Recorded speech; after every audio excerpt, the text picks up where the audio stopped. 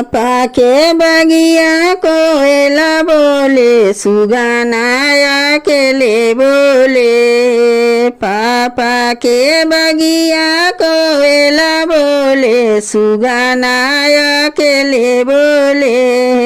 आई गईले सामी के पहाड़ुआ, तो पापा से दहेज मांगे। आई गईले सामी के पहाड़ुआ, तो पापा से दहेज मांगे। पापा जे उठलन दहेज ले ले, आमा दाना ले ले। सखी सजे उठलन खोइछा ले ले, औरो दूभी धान ले ले।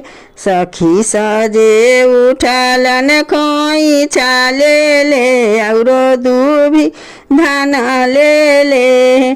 पापा से मिलबो चरण छुई, मम्मी से गर्दन धरी। सखी से मिलबो चलन के बेरिया, अब सखी दूर भैली।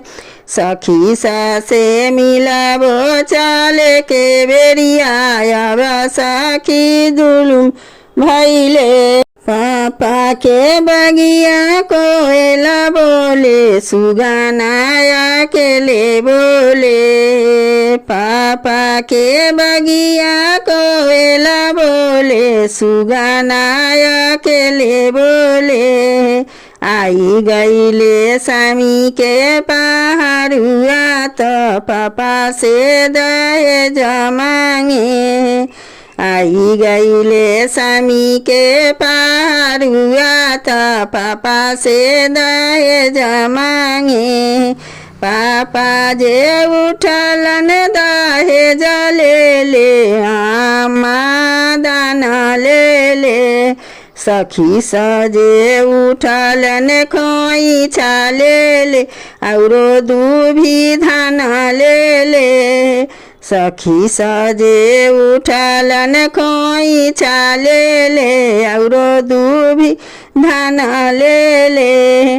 पापा से मिलबो चरण छुई, मम्मी से गर्दन धरी। सखी से मिलबो चलन के बेरिया, अब सखी दूर भैली। सखी से मिलबो चल के बेरिया, अब सखी जुलुम भैले।